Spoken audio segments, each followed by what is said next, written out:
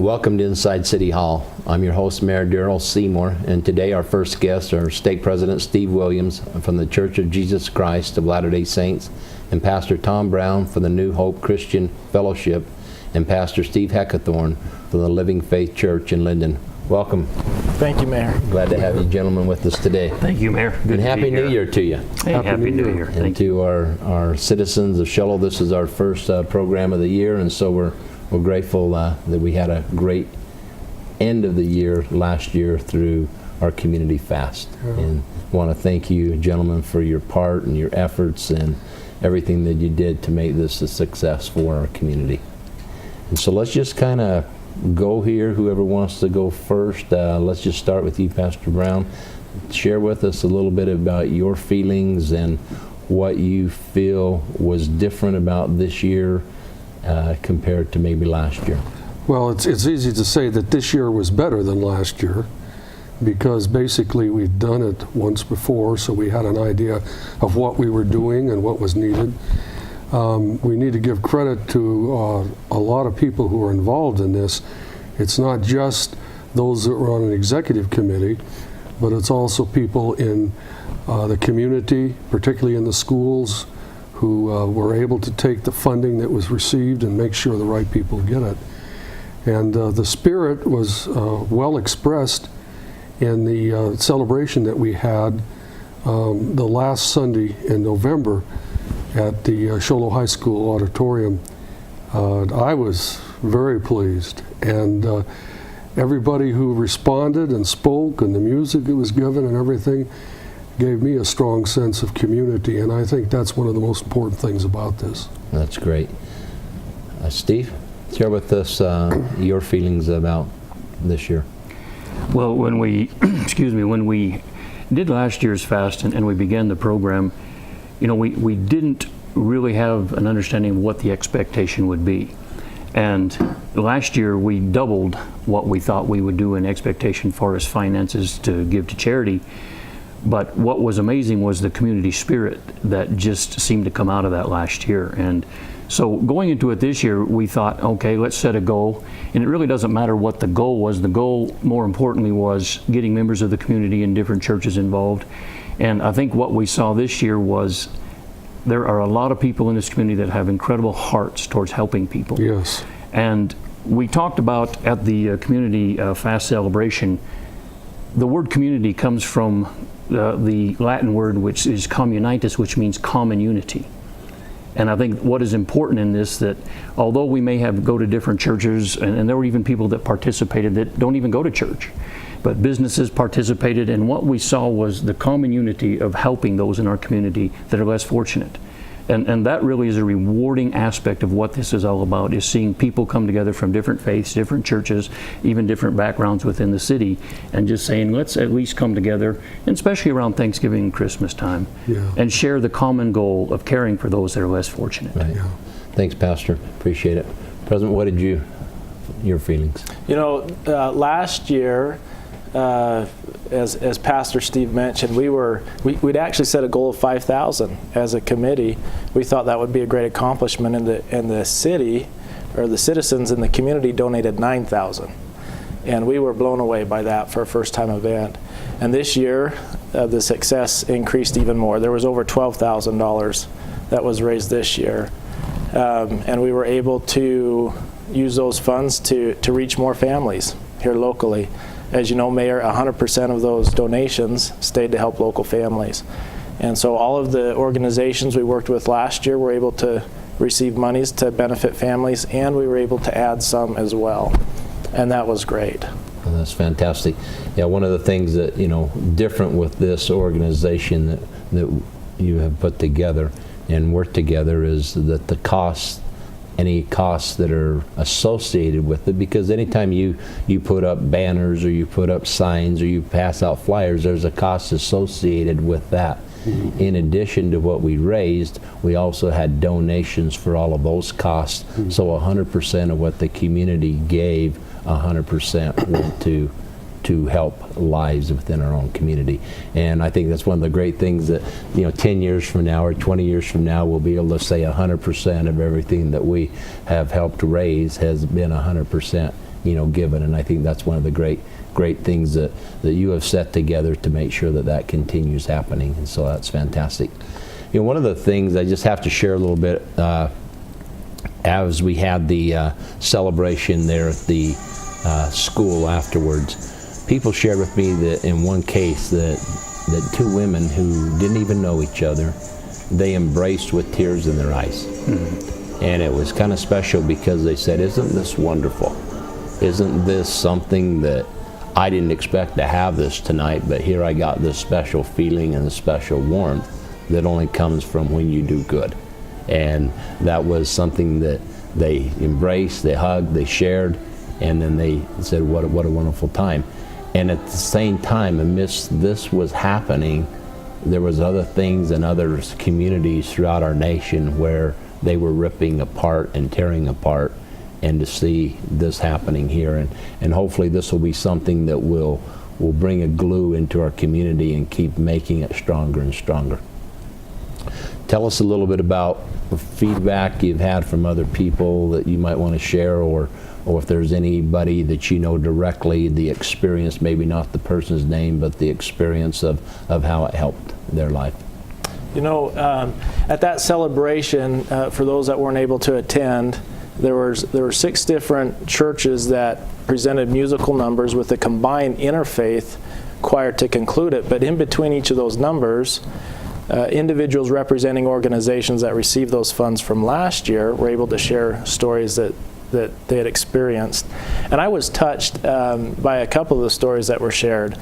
Sandy Brimhall, the principal at Whipple Ranch Elementary, talked about how she had gone and taken all the money and had coats and boots and hundreds of dollars worth of clothes for children at the school that needed it in the wintertime.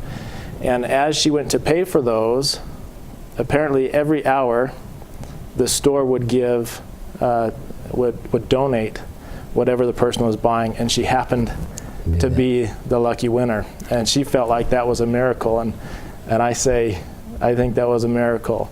And she was in effect able to double the amount of people she was able to reach because of that. That was one of the miracles that I think was really touching to a lot of people that was shared at the celebration. Right. Pastor Brown, do you have anything? The thing that we face, Mr. Mayor, in the Christian Community Outreach is a long line of people that are constantly coming forward for help. And it's always difficult to intelligently evaluate people and their needs, where they're coming from. But the need has increased exponentially over the last 3 years, at least in our experience. And people are coming not so much with this time of year with, we need Christmas presents for our kids, that's a reality, or we need encouragement in certain areas, like it'd be nice to have a Christmas dinner. Salvation Army provided one of those at the Nazarene Church. But they're just saying, we need to pay our back rent. They're going to turn off our power.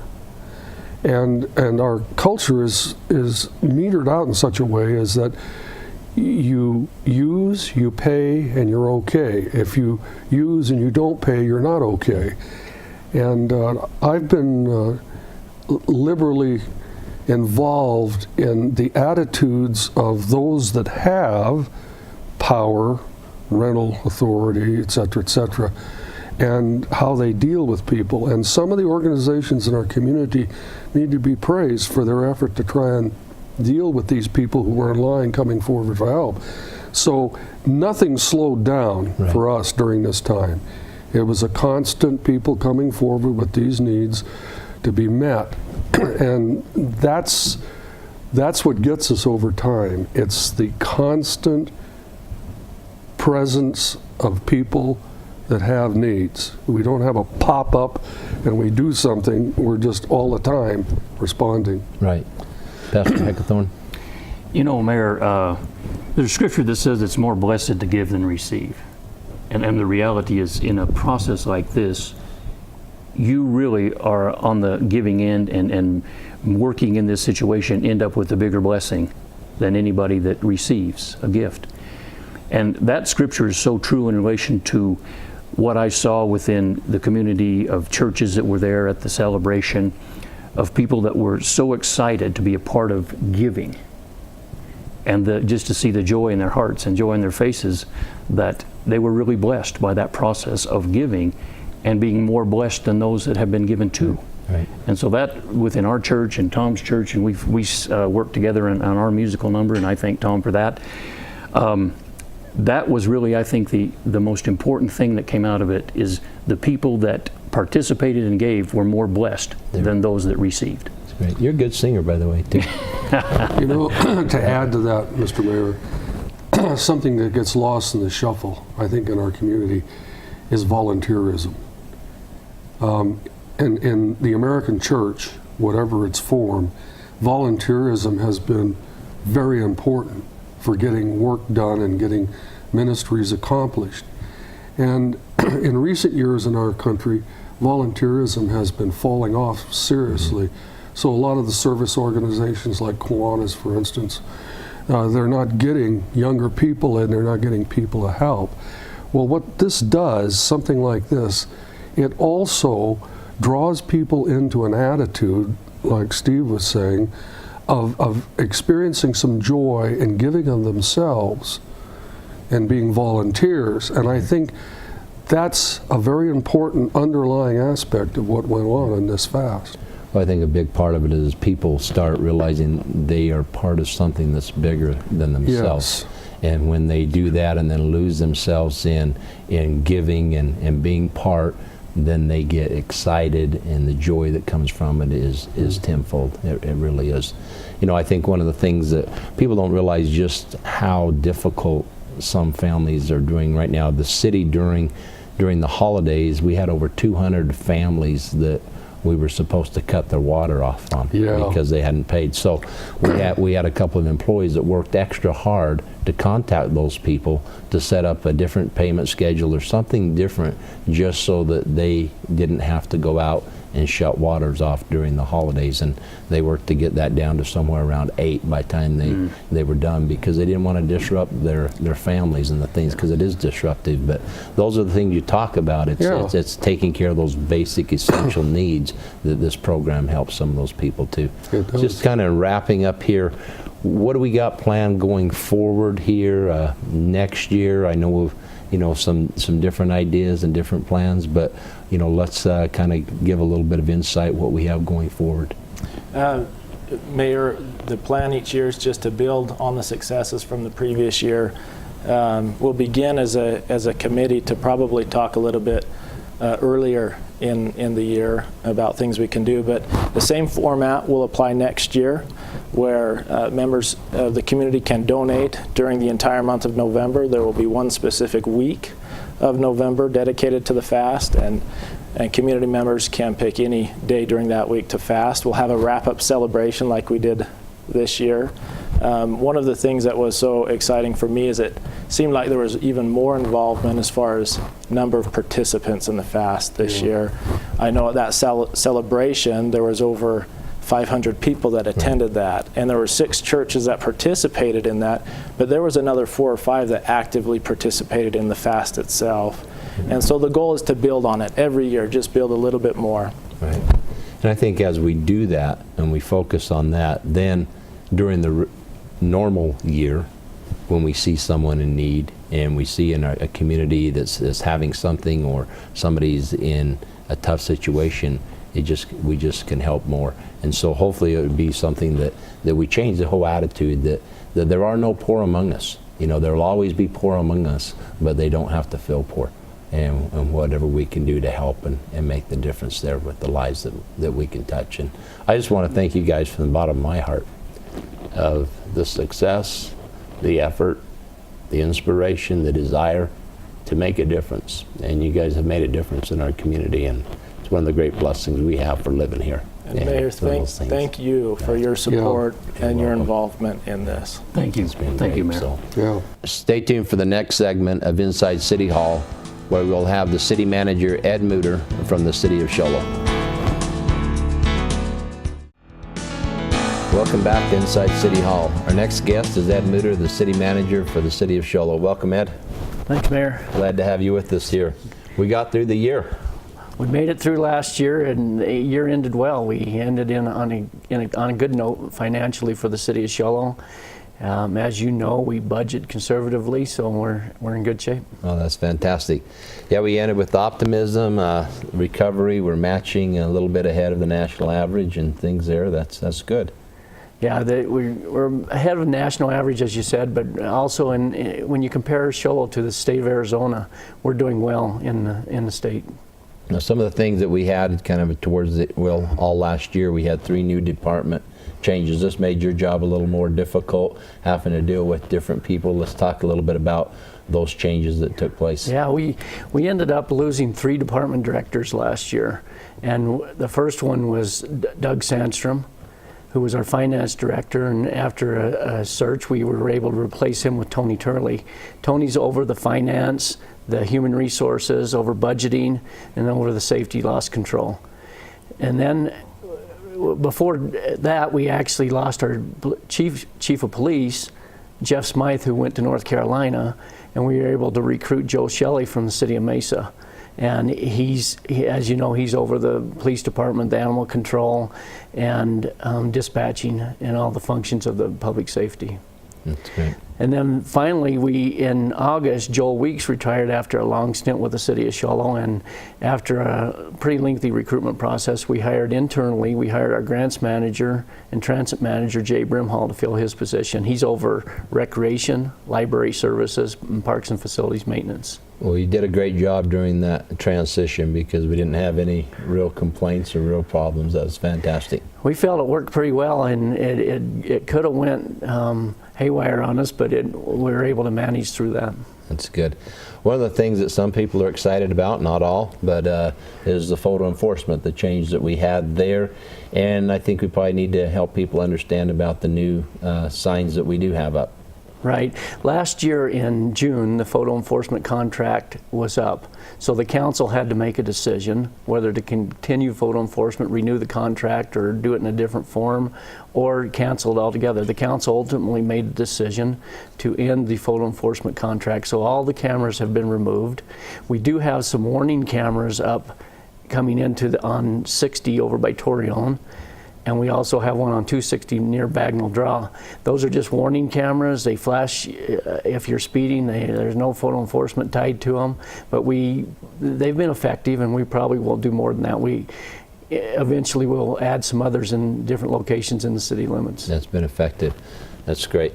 One of the things that we have right now that we're working hard on of doing, that's a big change, that we're going to see a big change on the Deuce Clubs, is the new public safety building.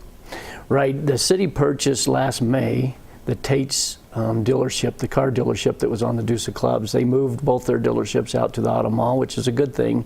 And through cash savings that the city had, we were able to purchase the building. We now are in contract with an architect, Architecton, and also, last night the council entered into a contract with Core Construction for some pre-construction services. So Core Construction will be the contractor on it, Architecton will be the architect, and we look forward to changing the image of that building and providing a public safety building for our police officers and for our community. That's great. You know, some people have, had a few comments. A lot of people are excited that we're going to have a little more visibility when you're talking about your police department being able to move quickly. But probably the only negative has been, well, we took off a piece of property that was on the tax rolls, and why does the city need to be located on the Deuce Clubs? And understanding that, yes, we took off that building. We paid about $1.2 million for.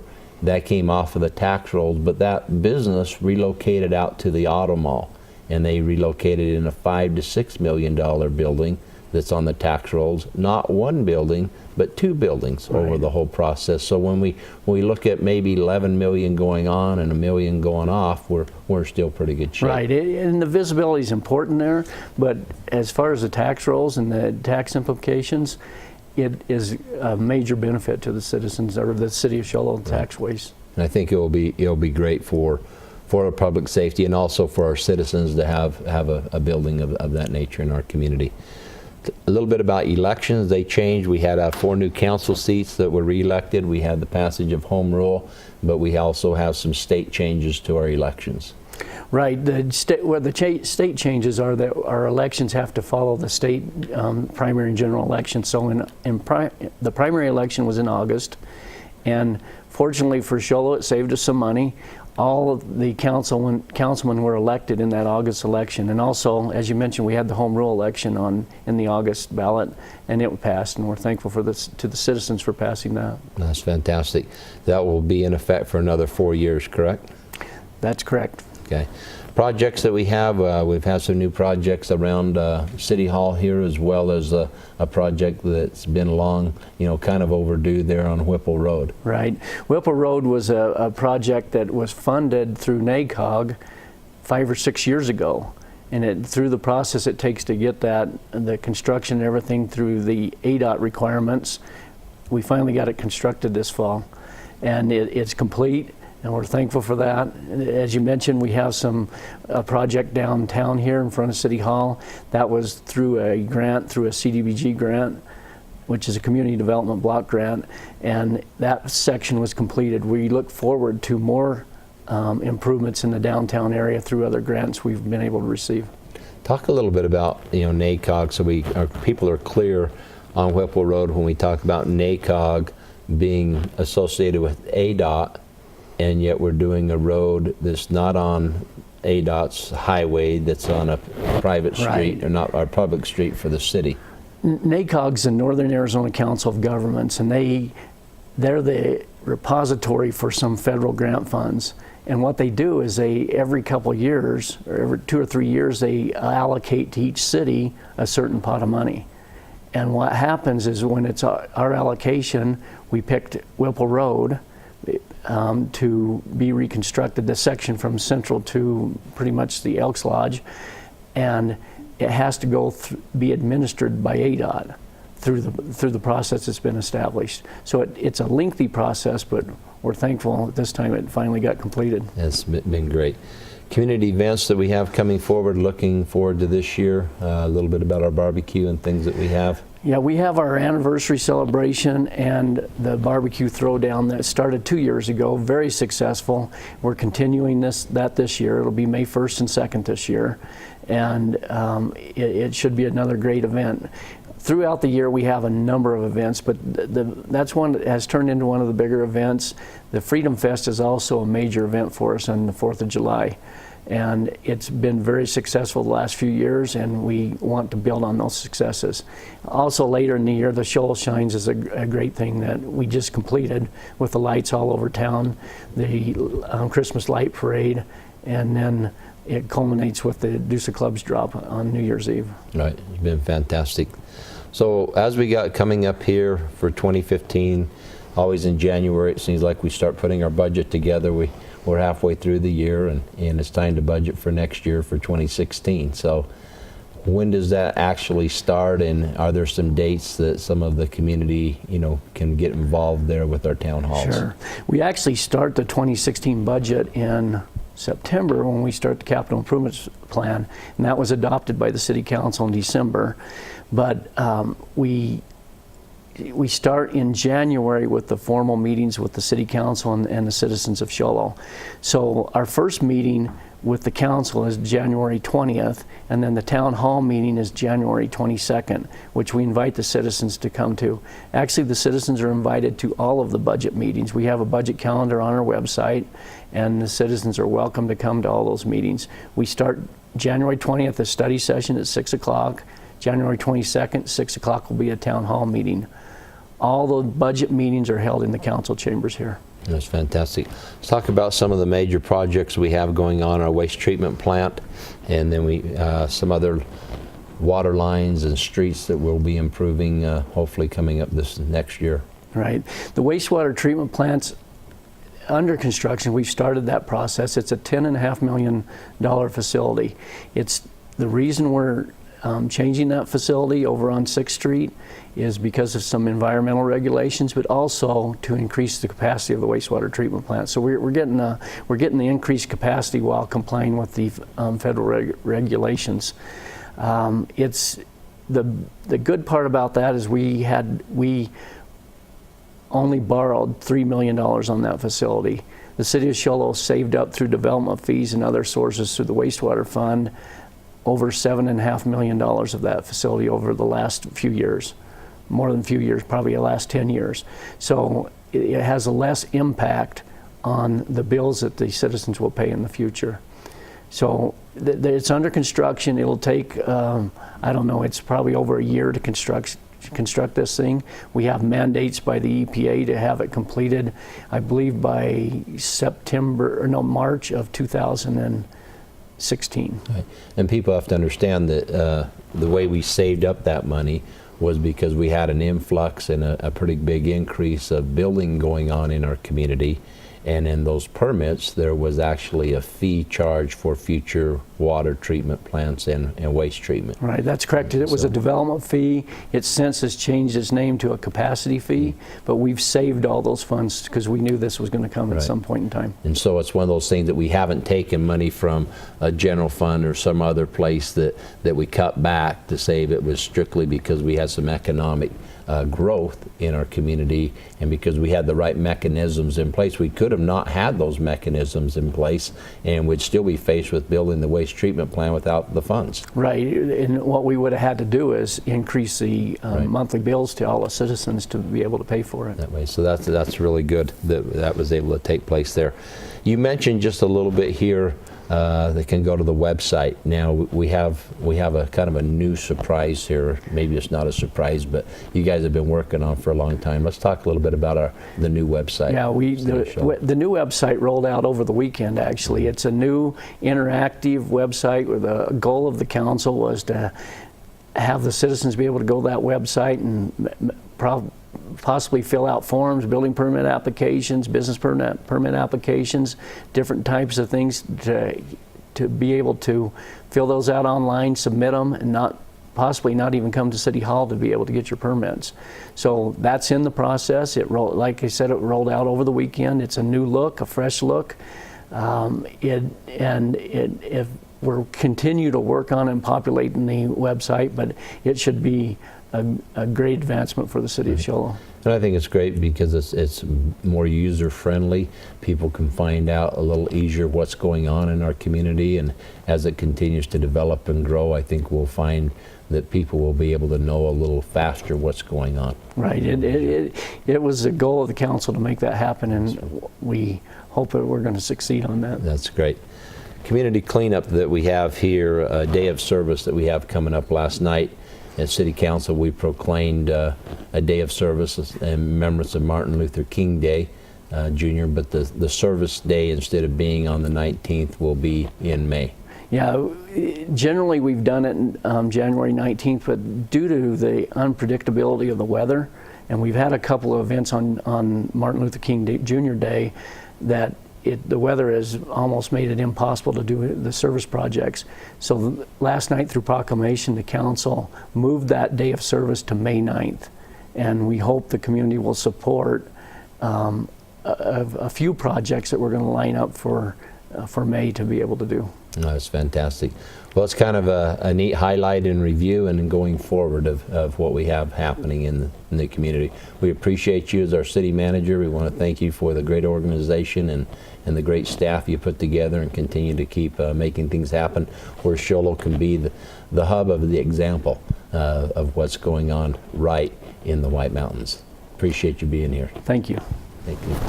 Thanks for joining us on Inside City Hall today. If you have questions you'd like answered, please call them into the City Hall at 532-4061, and we'll answer them here on the show. Thanks for watching, and have a great day.